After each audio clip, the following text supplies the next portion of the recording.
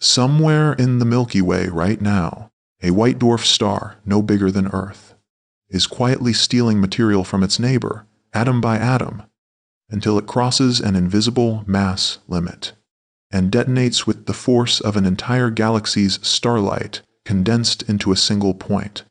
But what's even crazier is that this is only the beginning.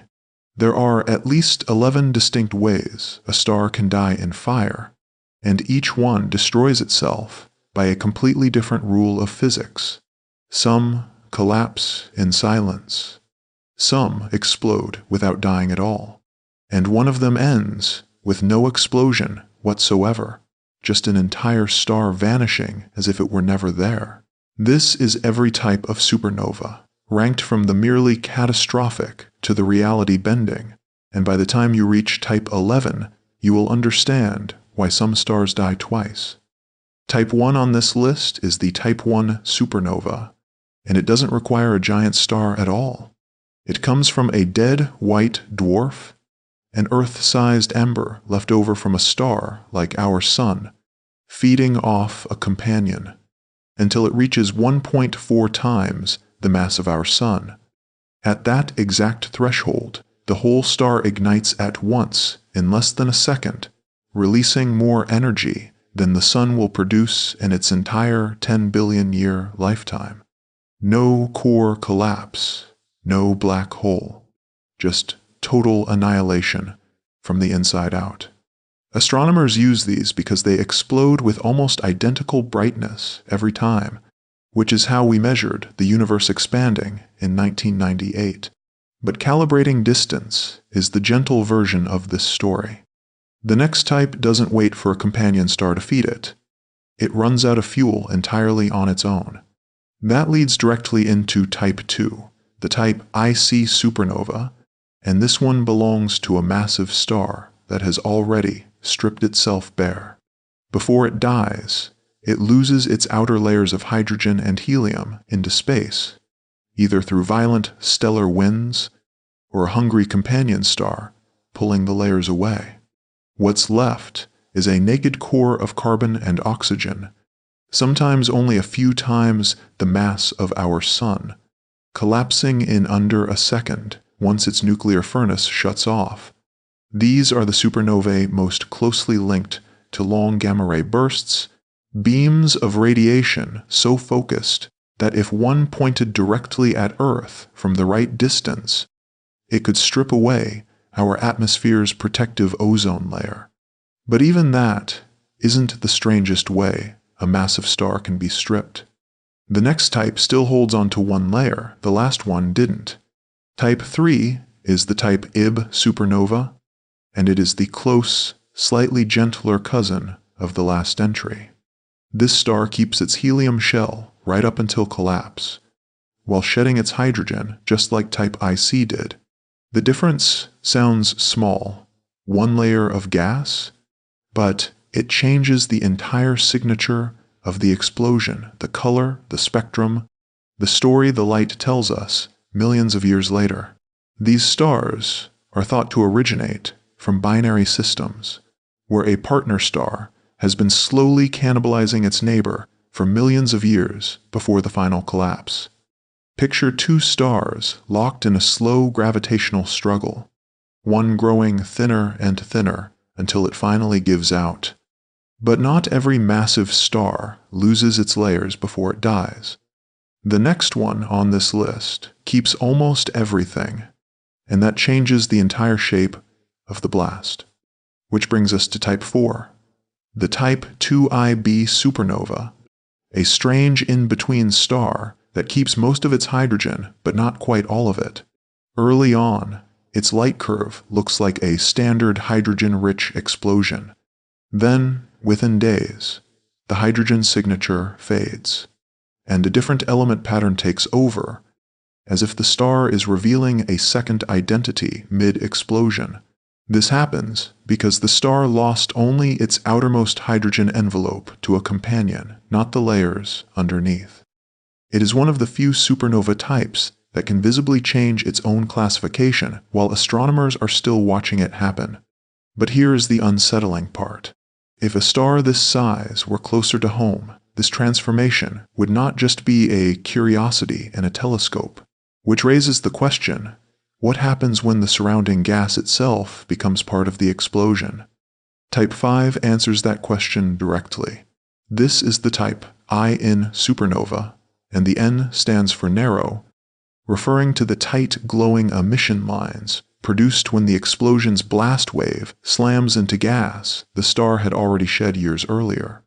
This means the star was warning us before it died, throwing off shells of material in its final years, like a countdown nobody was watching. When the actual explosion catches up to that gas, the collision can make the supernova appear far brighter and last far longer than a typical stellar death, sometimes glowing for years instead of weeks. If you have made it this far into the ways a star can die, drop a like and subscribe, because the next entry is the most common death for massive stars in the entire universe, and it hides a secret in its very shape.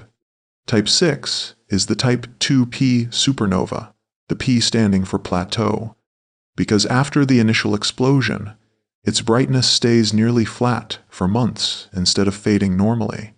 This plateau exists because the star's massive hydrogen envelope is being lit from within by radioactive decay, while also gradually becoming transparent, holding the light hostage before finally releasing it. These come from red supergiants, some over 500 times the radius of our Sun, meaning if you replaced our Sun with one, its surface would extend past the orbit of Jupiter. But a star holding its light hostage for months is nothing compared to a star that fades away almost immediately. The next type on this list burns through its plateau so fast that astronomers almost miss the difference entirely. That difference defines Type 7, the type L supernova, the L standing for linear, because unlike the last entry, its brightness declines in a smooth, steady line with no extended plateau at all. This suggests the star had a much thinner hydrogen envelope at the moment of collapse, one thin enough that the explosion's light escapes almost immediately instead of being trapped for months. Some astronomers now believe these aren't even a separate category, but simply the thin envelope end of a continuous spectrum that includes the last entry, meaning the line between Type 6 and Type 7 may not be a line at all. And if the categories themselves can blur together, the next entry is where the boundaries break down completely, because this one collapses for a reason that has nothing to do with running out of fuel. Type 8 is the electron capture supernova, and it does not collapse because the star runs dry. It collapses because of an unstable relationship between the star's oxygen, neon, and magnesium core, and the electrons trying to hold that core up against gravity. In certain stars, near 8 to 10 times the mass of our Sun, those electrons get captured by atomic nuclei faster than they can be replaced, and the pressure holding the core up simply disappears all at once, like a support beam being pulled out from underneath a structure without warning. These are considered a bridge between ordinary stellar collapse and something stranger still, because they show that a star doesn't need to burn through everything to lose the battle against its own gravity. And somewhere in that same mass range, an even more violent version of this collapse can occur. That version is Type 9, the hypernova, an explosion carrying more than 10 times the energy of an ordinary core collapse supernova. These come from the most massive stars known, some over 30 times the mass of our Sun, and they are the leading explanation for long-duration gamma-ray bursts, beams of radiation focused into a jet so narrow and so powerful it can be detected across billions of light-years. If Earth sat directly in the path of one from within our own galaxy, the radiation could damage the ozone layer enough to disrupt the food chain from the bottom up. But even a hypernova has a mass limit it cannot cross without turning into something else entirely, something where the physics stop resembling an explosion and start resembling a chain reaction with no off switch. That chain reaction defines Type 10, the pair instability supernova, reserved for stars above roughly 130 times the mass of our Sun, inside a core that hot gamma rays become so energetic they spontaneously convert into pairs of matter and antimatter, and this process steals the pressure holding the star up, causing a runaway collapse followed by a thermonuclear explosion so complete that the star leaves nothing behind. No neutron star, no black hole, just scattered elements returning to the galaxy that made them. This is one of the only known ways a massive star can be entirely erased rather than compressed into a smaller object. And yet, even total annihilation is not the strangest ending on this list, because the final entry involves a star that never explodes at all. That brings us to Type 11, the failed supernova, and this is where the pattern breaks completely. In certain massive stars, the core collapses so quickly and so completely that it forms a black hole before the explosion can even begin, swallowing the shock wave from the inside before it ever reaches the surface. From the outside, astronomers wouldn't see a blinding explosion. They would see a supergiant star simply dim over months, then disappear from the sky entirely. No flash, no debris, no warning, no explosion, no remnant, no light, just a star erased in place, replaced silently by a black hole, where a sun once burned for millions of years.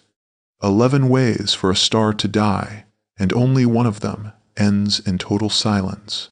If any of these happened close enough to Earth, you would never finish watching this video, because there would be no one left to watch it. If you want to keep exploring the objects hiding in the dark spaces between the stars, there's a full playlist waiting for you, and it does not end here. Subscribe before the universe runs out of stars left to explain.